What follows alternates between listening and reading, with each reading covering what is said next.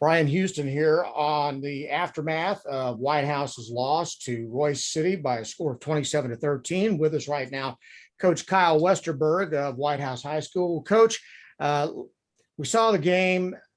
Your team had a chance to get back in it late. Weren't able to put it away or close the gap. Seemed like you were playing out of a hole pretty much the whole ball game with them jumping out to a 17-0 lead. Tell me a little bit about what you saw after you got a chance to look at the film and assess what went wrong in the ball game. We got misaligned a couple of times from a defensive standpoint. And then offensively, we turned the football over in some crucial times. And so that kind of for us, if we fit wrong defensively, they got an opportunity, it's 80 into the house, and if from an offensive standpoint, we turn the football over and give them a free pass, it's not good, especially, when you're kind of struggling from a defensive standpoint, and you turn the ball right over to them. I mean, we should have first drive, we were moving the football, something I kind of changed up. I wanted to kind of run it and see if we could lean on our offensive line a little bit. And we were making some plays and, we turned the football over. And so you can't do that. And so we got to learn that from a whole team at point, but it's us making the mistakes. That's what you put on the video. It's us making the mistakes.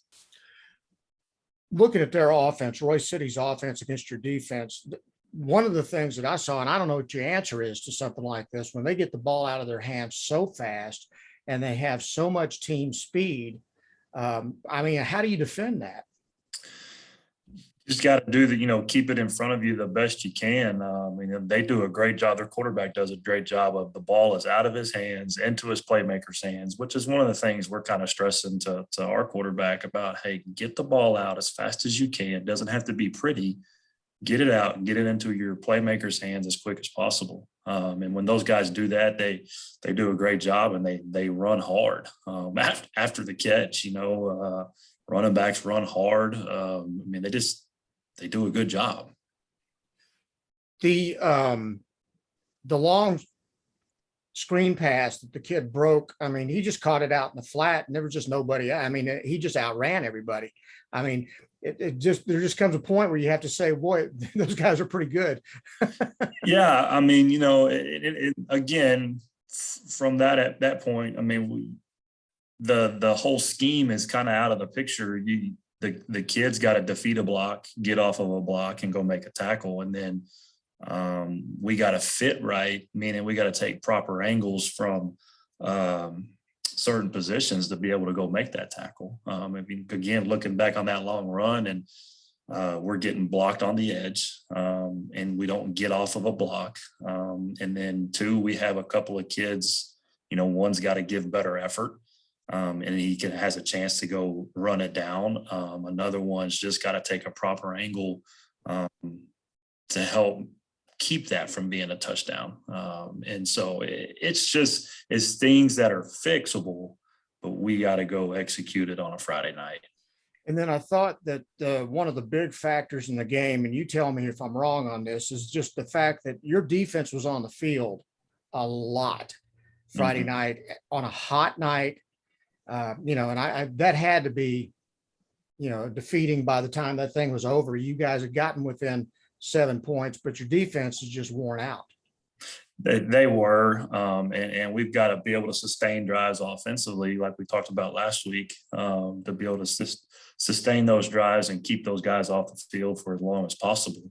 But that's the game of football now. There could be a chance that those guys are on the field for 12 to 15 plays, on a hot night. And then, you may get the ball offensively and go, big play touchdown, and those they get right back out there and do it. Or it could go the other way and it's a turnover and they got to go right back there and go do it. And that's kind of how it was. But, that's what these games are for. It's for conditioning. It's for fixing all the mistakes that we're making right now leading into next week, which was our open week, and leading into the district run. We're just trying to fix these mistakes. As far as Joey was concerned, did he have any lingering after effects from the shot in the head in the first game where he had to be in concussion protocol for a couple of weeks? Do you think that had any impact at all? He missed Monday and Tuesday, really throwing to the kids, and it's such a timing deal. Just because he was in the protocol stuff where he couldn't work out Monday or Tuesday. So he missed that. So it could possibly had some effect on where he was going with the football. The thing he's got to go do is he's just got to cut loose and play. Right now, I think he's kind of on that I'm afraid to make a mistake mode. And so, I mean, right now you just got to go play. I mean, that's what we're telling the kids right now. Just cut loose and go play. I mean, we're playing tight. We're playing not to lose. And so just go play, see what happens. And probably starting to feel a little bit of pressure. They are, but it's hard. Like right now we're talking about some adversity. And somebody asked me the other day, well, what's the adverse situation you're going through right now? I said, well, we're 0-2. That's the thing.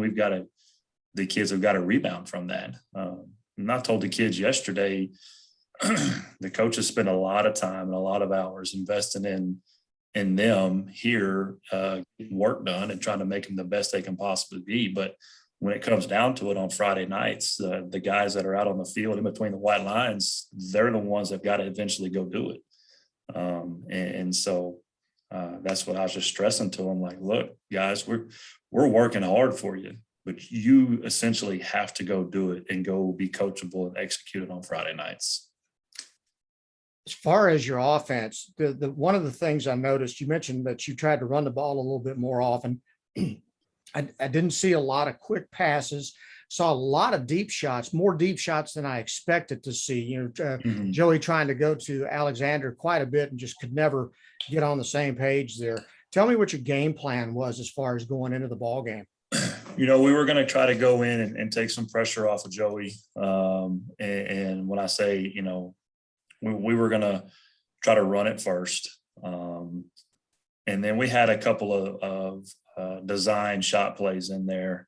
A couple of those he missed the other night were on we call it a freeze play where, it's just they try to draw them off sides. And if they jump off sides, those guys run vertical routes.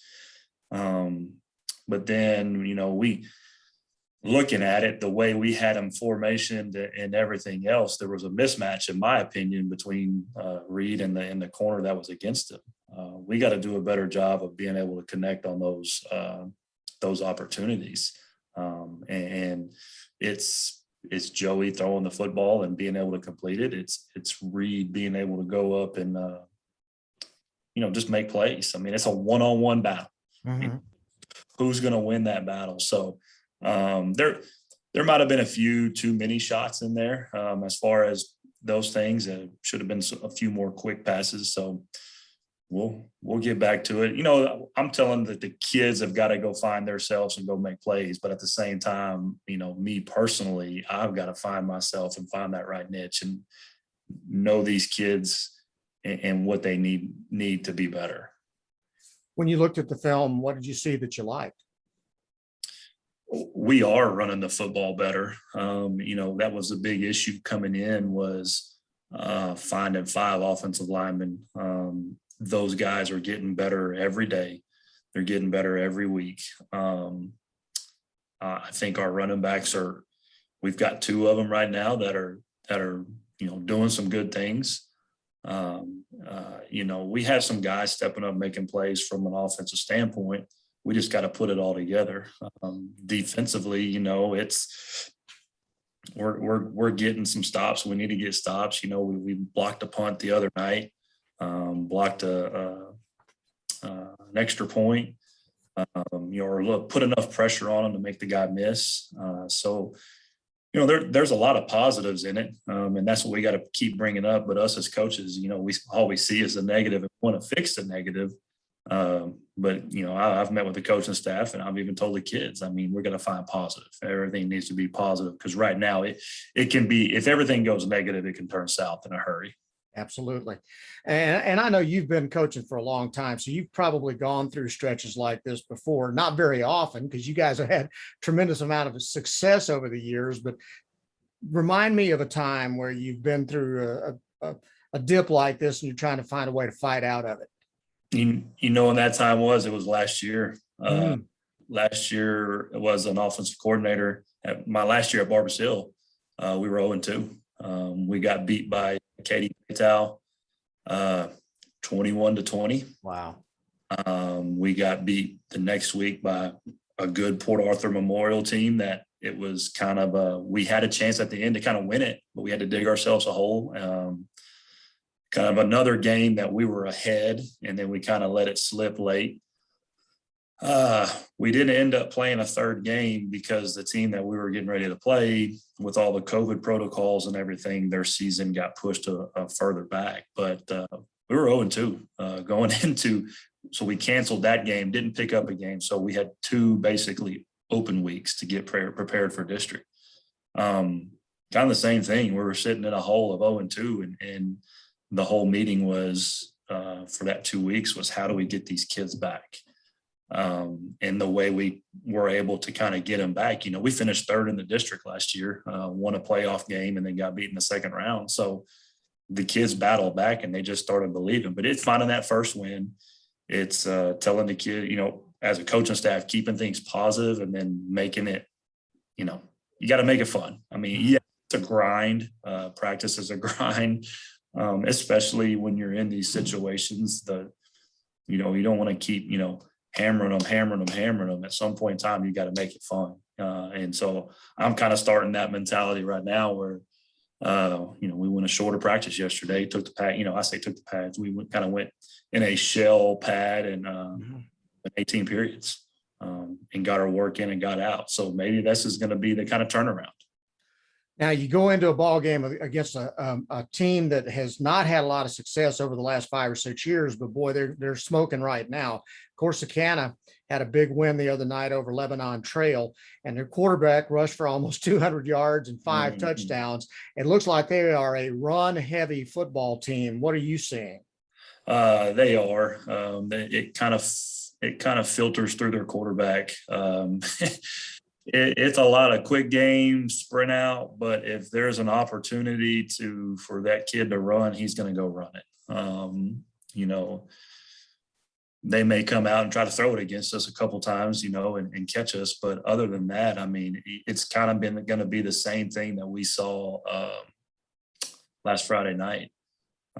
They're doing a good job defensively. They are playing a kind of a base 3-4 cover 4 defense and keeping everything in front and making the offenses make mistakes. What's the word of the week? It's adversity. We had a couple of them. I talked to one of our captains, Casey Miller, a little bit, and he was like, he was going to text me early yesterday morning. He was kind of coming with it as saying, belief. He said, but adversity is a good one too. He said, I like that one. And it is. I mean, we're kind of in an adverse situation with obviously what's going around in the world today. This season we're sitting 0-2 right now. Kids will look back on this moment, and if we can respond and not dig ourselves a deeper hole, kids will look back on this moment and be able to help them, succeed in life. And so I think this is a good opportunity for them to get out of there. Win or lose Friday, I just want to see us play.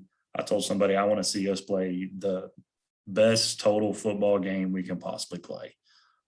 Build momentum going into the open week in the district race. I just want to see us play together and play better. Coach, thanks very much for doing this. I appreciate it and wish you the best of luck as you guys get ready to take on Corsicana on the road, first road game of the year. Yes. And that may be a good thing this time, right? Maybe kind of get out of Whitehouse for a little bit and go see Corsicana and just go see what those kids can go do. Fantastic. Well, Coach, best of luck to you, and we will talk to you after the ball game. Sounds good. Thank you. All right, Coach. Thank you so much.